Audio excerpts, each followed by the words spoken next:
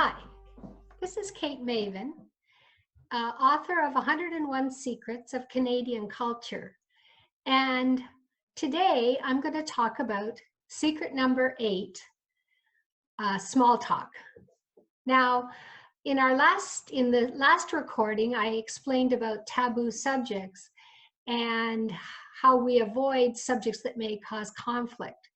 So when we're starting a conversation with someone, we really want to avoid talking about things that are going to cause problems.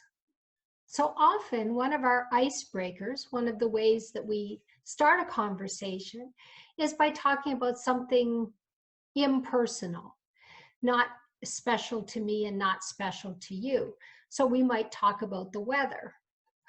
I tell people that my son lived in Phoenix, Arizona, where they get about 300 days of sunshine a year. And in Phoenix, nobody talks about the weather because it's sunny and hot almost every day.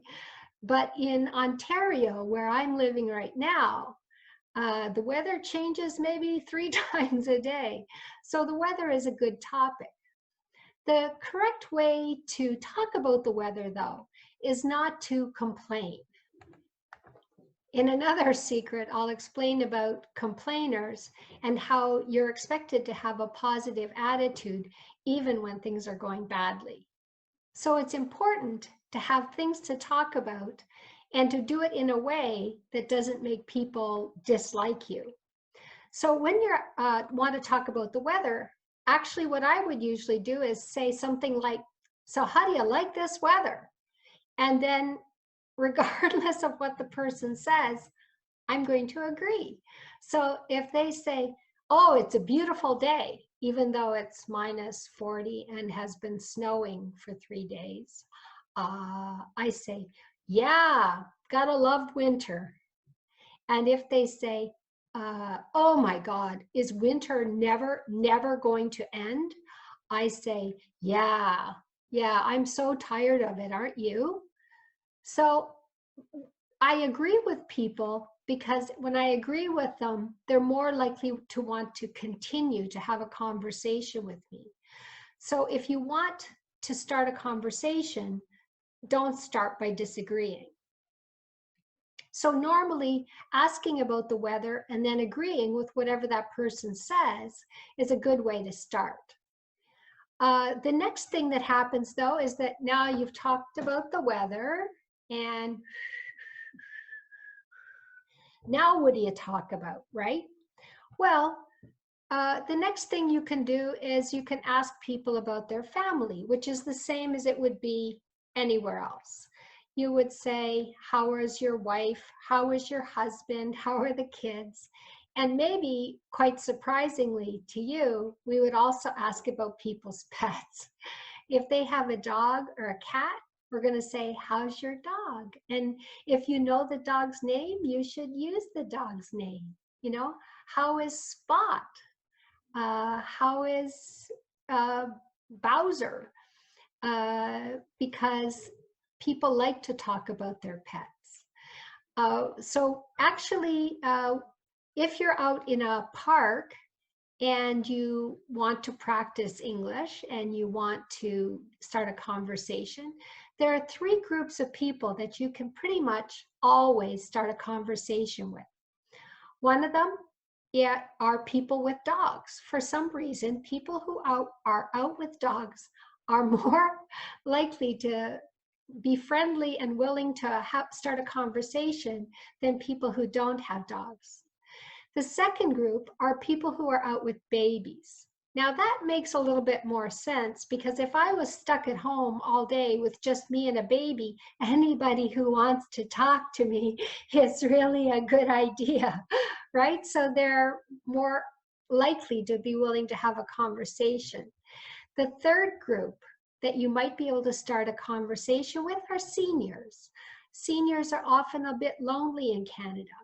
Because we all tend to live separate from one another, unlike other countries where you might have 2 or 3 generations living in the same house, because we all live separately, I think our seniors tend to be lonely. And so they're more likely to be open to a conversation. So how do you get started? Well, you don't start by saying, what's your name? Or where do you live? Because those questions are too personal. If you want to start a conversation and somebody has a dog, you say, oh my goodness, what a cute dog. What's his name? Blah, blah, blah. Okay? No matter how ugly the dog is. Okay? Everybody who loves their dog thinks they're beautiful. The same with babies. If you want to start a conversation with somebody who has a baby, then you should say, oh my God, yeah, what a cute little boy, or what a cute little girl, what a cute baby. Again, no matter how ugly they are. Okay, so talk about the weather. If they have a house, you can ask them about their garden. If they have children, you can ask them about their children, but you should not ask them how their children are doing in school, because like money, we don't like to compare ourselves to others.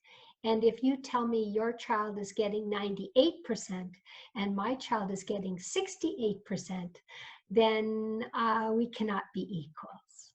Okay, so even though in lots of countries it's really normal to ask about how each person's child is doing in school, we don't ask that here. We'll be more likely to say, how is your son liking grade 2? How is your son doing in high school? Does he like his teacher? Is she doing any sports? So we ask questions that are not terribly personal. Asking for advice is always a good icebreaker. So if I want to start a conversation, I can ask, can you recommend a furniture store around here? Or do you have, where do you take your car for servicing? So asking for help is often a very good icebreaker. Other subjects of small talk are hobbies. So if you know that, for example, I'm a painter, you could say, are you painting anything right now? If the person likes to watch movies, you know, what movie have you seen recently and who's in it and how did you like it? And do you recommend that I see it? So we ask questions. My way, I used to be a newspaper reporter, and I learned really a lot about making friends by being a reporter, because what I found is that everybody likes to be interviewed. And so when I meet new people, basically I go into reporter mode and I just ask a lot of questions. And in general, people love it. They don't even seem to notice that I don't tell them very much about me. If they ask me, I will tell about myself, but I will try to keep my answers a little bit short and let them talk as long as they want.